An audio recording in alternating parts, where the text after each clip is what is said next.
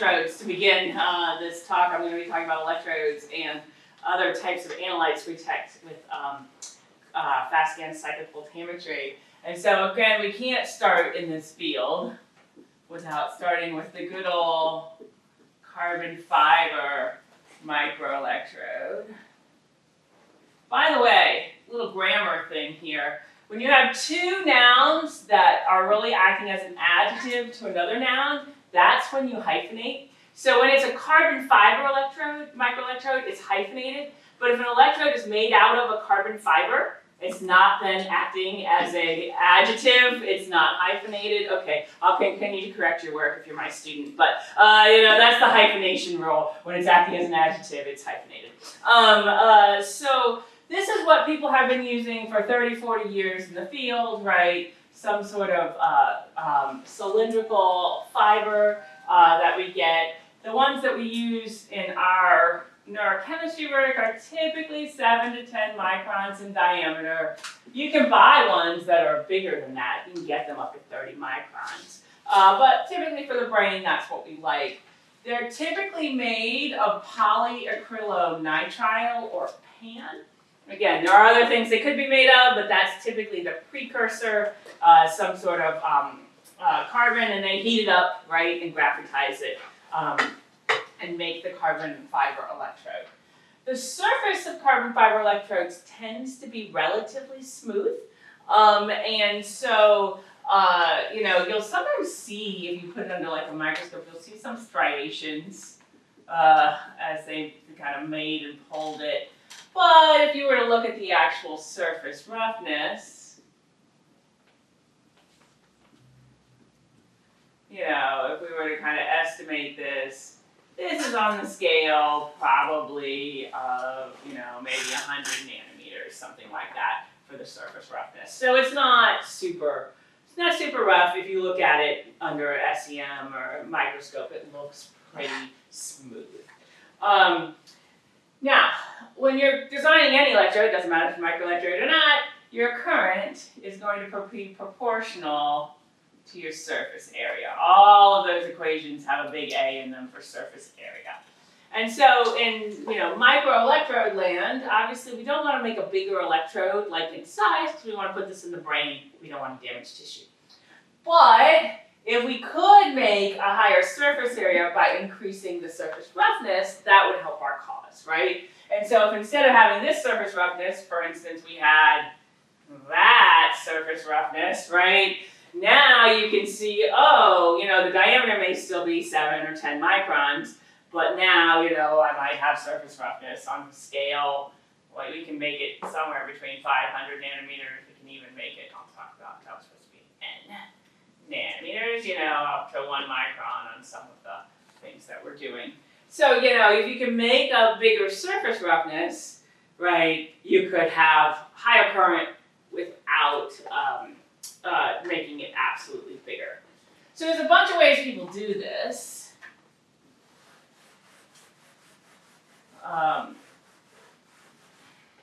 And again, to think about it, remember our carbon fiber is just these sheets of graphene, which I'm going to draw very poorly here. These are supposed to be hexagons, yeah. I'll just draw one more and quit while I'm ahead. Right, and so out this way, it's all graphene, and that's a bit called the basal plane, and where the kind of ends come. So if we were to go out this way, right, basal plane, where I have more of these coming back. I'll just draw one. Back that way. And then we have what we call the edge plane, right, coming down here on the ends. And in general, in our field, people feel that the edge plane is usually more active. There's a little bit of controversy there. It doesn't mean the basal plane has no activity, but anyways, edge plane is supposed to be more active, and so this is what it looks like. And so if you wanted to increase the surface roughness, if you want to activate the surface, there's two things you can do. One, you can start to break carbon bonds. When you break carbon bonds, now you have these kind of dangling things. They may even be radicals. And so if you do enough of that, you can again get a rougher surface where you broke a few more bonds over here and a few less there, that kind of thing. It's random, how the bonds break oftentimes, but you will get a bigger surface roughness. So it could involve just making a surface roughness, but oftentimes when we're breaking the bonds, as I said, we're making radicals and that kind of thing. And then if we have some sort of oxygen in the three species, it can come in, and then we can make like oxygen functional groups. Ignore that back there, it breaks the conjugation. But I'll take these out. Kind of things, you don't have too many bonds. So you can make oxygen functional groups as well. And so the surface of the carbon fiber, we don't have time to go into it in depth, but it's something that people have really studied a lot, and it really does matter for the electrochemistry. Again, we think these oxygen groups promote absorption of things like dopamine, and then again, like a surface roughness, more edge planes are good. One way to look at this is to do Raman. And when you do Raman, you get two bands typically for this. You get a D and a G. And they'll often look at the D to G ratio. The D is kind of defects, and the G is more of the graphite kind of peak. If it's graphene, you'll get a 2D peak here as well. And I'm totally not labeling the axes, but this would be the way, kind of weight number down here. But anyways, this is one way if you want to test, well, how much did I make more edge plane or not? You can go do a surface measurement. And so in many of the papers our lab publishes on carbon nanomaterials and other things, right? We go and do this measurement, and in that case, we might get the D peak to be a little bit bigger than the G peak. There's probably a limit to how much you want, like defects, right? Eventually unique conductivity. This conductivity helps transport the electrons. You can't break all conductivity, that wouldn't work. But because we're really talking about mainly surface, and then this part's going to stay pristine, we're usually fine, for defects. Okay, so how are we going to make defects?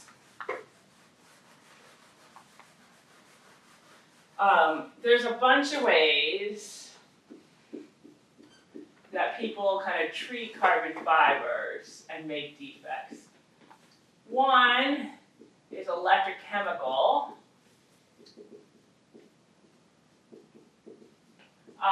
And so I talked about this when I talked about like waveforms in a previous lecture.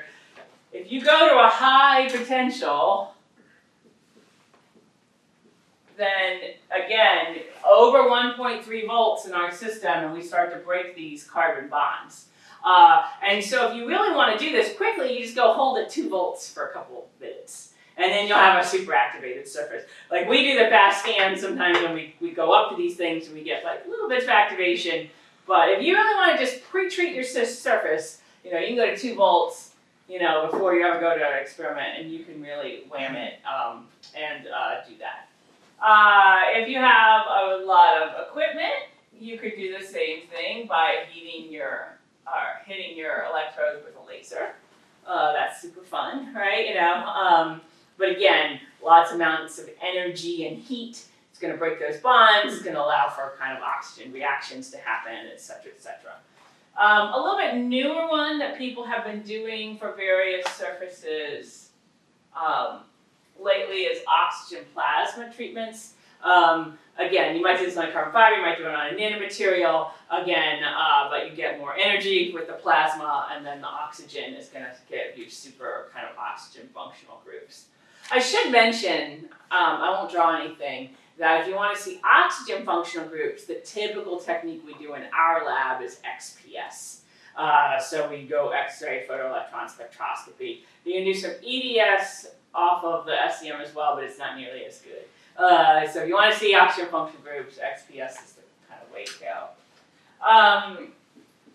You can also change the surface of your electrode a little bit by putting it in a flame. Again, just heat. That'll etch it, make it smaller, but it'll also probably change the surface chemistry. And then the last one, which I'm going to expound upon a little bit more in a moment, is you could put something else on the surface And the typical thing that people put on the surface right now are something to do with carbon nanomaterials. You could use metal nanoparticles. I'm not going to talk about them that much today because we love carbon so much. You know, like they may add some catalytic effects, but pretty much you could put something on the surface, right, a nanomaterial or something, and that's going to activate the surface. Okay. So again, all of these kind of, I put all these up here because sometimes people talk about them as if they're so different. And it's like, they pretty much have two things they can do. One, make the surface area bigger. Two, make it more oxygen. You can use Raman to tell one, XPS to tell the other. And, you know, it's like there's different ways to do it, but they all basically end up with the same effect. But you might have one that does something a little bit more. All right, so let's talk just a little bit about carbon nanomaterials for a moment. This is something our lab and others have studied extensively, and so I'm just going to summarize here. In no way will I cover all the literature. There's so many forms. Again, if I said that in electrochemistry, one of our problems is there's so many types of electrochemistry, we just keep making up new names for it. It's the same, it's even worse, I think, in carbon nanomaterials. When somebody makes something and they give it a new name, right? And so this originally started with carbon nanotubes, right? But now you have, you know, nanospikes, nanoflowers, nanohorns, you know, they're all just, really, most of these are all just forms of graphene. And so I'm going to treat them somewhat similarly. You know, forms of graphene that look there. There is now, we've done some work on nanodiamond. Diamond is a little bit different. If you know anything about like the carbon I just showed you before, right? These are all sp2 carbon, right? With that kind of benzene structure, and now you get down to nanodiamond, right? And this is more sp3, although it does have some sp2. It's hard to do complete sp3 because you don't get conductivity, right? If you have complete sp3 carbon. And so typically, if people do real diamond electrodes, they typically dope with boron to get some conductivity. But this nanodiamond typically has a little bit of sp2 in it also to get some conductivity. So these are all, like, again, I just feel like I can't even begin to name all the possible things people could call their little graphene things that they make, that they could put on an electrode. But the idea behind it, again, is typically surface area and maybe oxygen groups, but typically surface area. So if you're gonna make a nanomaterial electrode, there's a couple ways you can do it. One is you can take something. It could be a carbon fiber, or it could be some sort of wire that's metal, and you can coat it, right? I have a fun color. I'll use green, although that's not really the color of carbon. You know, it's funner than black. You know, so you could coat your little nanoparticles on your electrode. I'm only going to do it on one side just to easier. So there's a couple things, right? You know, our lab has tried a bunch of different ways to do this. Not going to write very well. You could do dip coating, right, where you just dip it in there. You could do electrode deposition, where you apply a voltage while it's in there. Or you might be able to grow it on there, you know, using some sort of CBD or other kind of material. So one of the keys, though, is that if you're going to put carbon nanomaterials on there, I showed one layer. It's probably, you know, maybe you want a little bit more than one layer, but you don't want, oh, that can work fine. You don't want super thick layers of nanomaterials. And the reason you don't want that is because all of this material still undergoes charging when you go, and all those background charging equations we covered in the fundamental lectures. And so you don't want tons of stuff that charges, but we only do electrochemistry, right? Electrochemistry is interfacial. We only do electrochemistry at the edge, right? We can't do electrochemistry if it's you know, like a couple microns thick. And so we don't want thick coatings. You know, and so that's a lot of the work that goes into this. I want some, but I don't want too much. It's Goldilocks, right? You know, too little and you don't have much on there, it doesn't have an effect. But too much is really disastrous as far as background charging current, noise, that kind of thing. In fact, noise is the biggest issue that'll get you if you get too thick a coating. And so again, people are looking at different ways to get these nanomaterials on there, and there's been a lot of work done. But I'm just trying to give you the fundamentals of like the thick is killer. And also reproducibility, obviously. You know, growing often gives you a better reproducibility than, say, dip coating. And a lot of these materials, if you put them in a solution, well, they don't even really make a solution, they clump. You know, so this is why dip coating or electrodeposition can be kind of bad. Like, you might get a big clump on your electrode, and that's not particularly useful. So anyways, that's where the research is going. It's like how not to make clumps. They don't ever talk about that in that word, but how not to make clumps, how to get a thin, even coating. That's where a lot of the research in this area goes. And that's why sometimes they'll change to a different material. Not necessarily because that material is so magic, although every paper has to be written as if the material is magic. But it's not necessarily that, but it's like, oh, maybe I can control this material a little better than I can control the growth of the other materials. Okay. So with this, I'm going to introduce one more kind of electrode concept that our lab has been particularly interested in. And that is the idea of what I'm going to call trapping electrodes, for no better way of talking about them. And so on these trapping electrodes, what we're really doing is, if you were to look at a textbook, it would say we are doing thin layer electrochemistry. So when I taught on absorption, I said, oh, it just comes from this idea of thin layer electrochemistry. And thin layer electrochemistry is, again, a kind of a concept that exists in regular kind of macro-sized electrodes. So let's say this is my electrode. In thin layer electrochemistry, I'm just going to use some colors for fun, see if any of these work. We're going to have a wall right near my electrode. And so that wall is not an electrode. And this is, again, the textbook design. It's just a wall. And this little area is typically probably like 10 microns or something like that. You want this to be small compared to the length of your electrode. And then you want this to be, you know, and this, it would probably be millimeters, even to centimeter kind of length. Right, so you want this to be short, small, and that to be long. And so if you give it time, you put in a solution, you could get, say, an analyte, which we'll just happily call dopamine, because that's like our favorite analyte. We haven't switched analytes yet.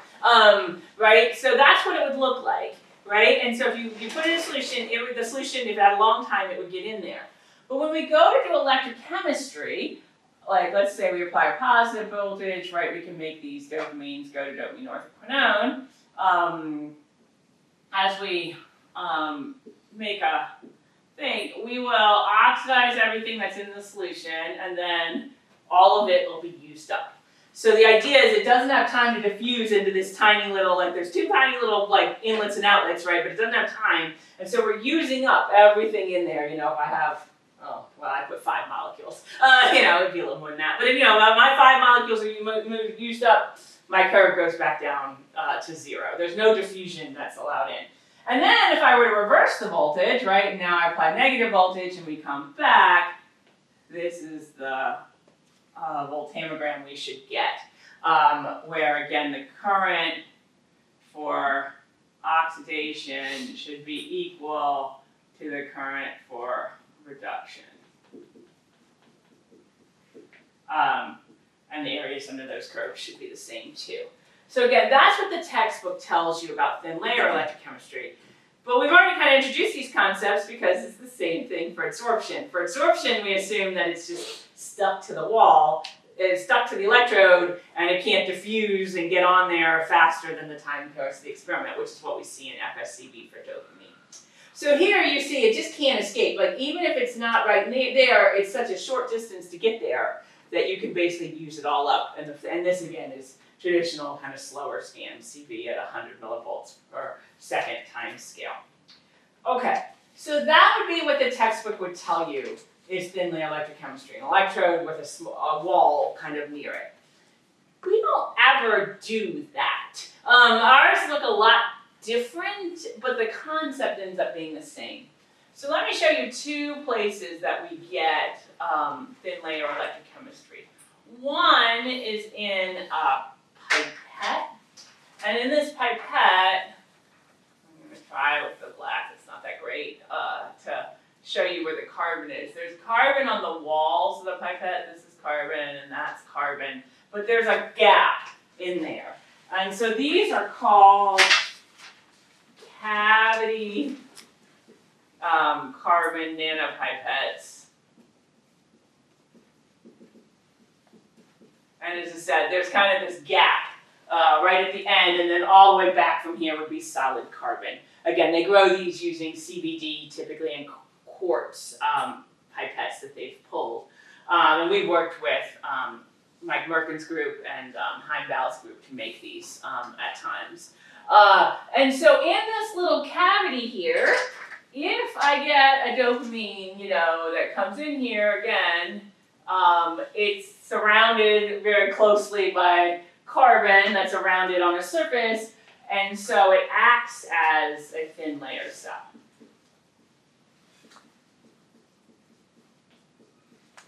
Now, what does that mean for electrochemistry? What that means for electrochemistry is not, when we talk in fast scan, it doesn't look like that. We don't get that perfect 0 delta EP. But what it does mean is that we get a lot, oh, I didn't draw that very well. I wanted to draw these.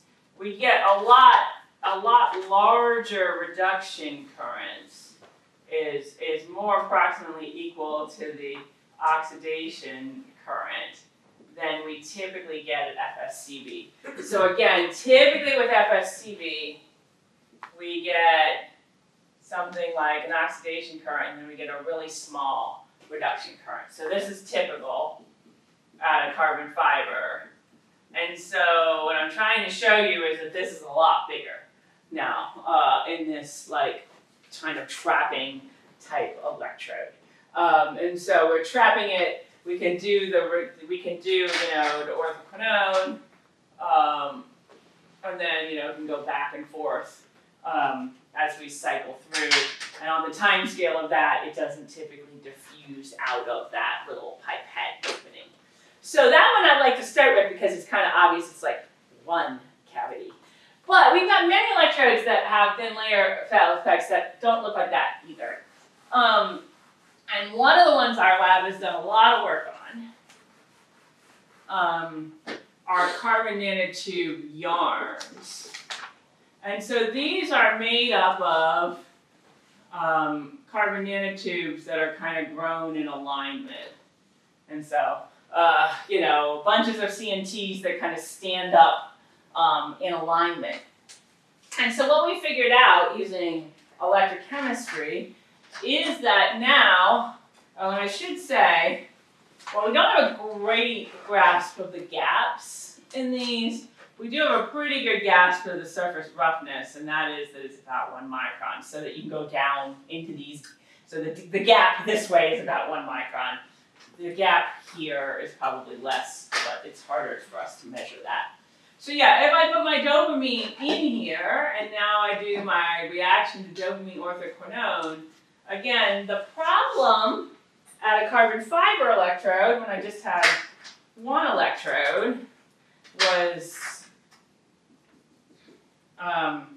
that I'd have my dopamine, it'd be on the surface, right? It'd go to dopamine orthoquinone, and then that dopamine orthoquinone liked to desorb, right? It had a fast desorption rate, and it went back in solution. Well, now, maybe that happens, right? It's absorbed to the side of this carbon nanotube. We're doing electrochemistry. But if it happens that it desorbs here, it could go back here, it could go back there, right? It's right next to another electrode, right? And so, in this case, it's not a wall, it's actually two things that are electrodes. Both of these can act as electrodes. And so I can detect it again. Very little of it can get out of here, right? And so I can't see it. Because again, there's nothing else in electrochemistry. You can only see what happens at the surface, right? There's no bulk properties of the solution happening here. So yeah, so we got this dopamine orthoquinone and it gets trapped. So again, we get a CV that looks way more like this, where the oxidation and the reduction peaks look a lot more similar. There's also one more property that we get that we found to be really useful, and that is, again, if we look at this CV frequency, right? So this is how fast we repeat, kind of some sort of frequency, how fast we repeat our FSCV waveform. If I do a typical carbon fiber electrode, right, this is my carbon fiber electrode, right, the signal goes down a lot with increasing frequency, and you know, by the time I get to like about 90 hertz, which is the highest we can go with our typical scan rates, right, I'm down to 20 or 30% of what I had before. But with these thin layer electrodes, theoretically, they are scan rate independent. They're frequency independent. And that is because, again, the thing cannot go away from the surface, so I don't need all this time for it to stick to the surface. I don't need that potential to pull it back in. It's at the surface, it can't get away from the surface, you know, and so, again, this is a really cool property that our lab discovered of these trapping electrodes that people hadn't seen before, and again, I think it all relates back to thin layer electrochemistry. And so, yeah, we're able to design ones now where we can kind of change the fundamental properties with the electrode surface structure.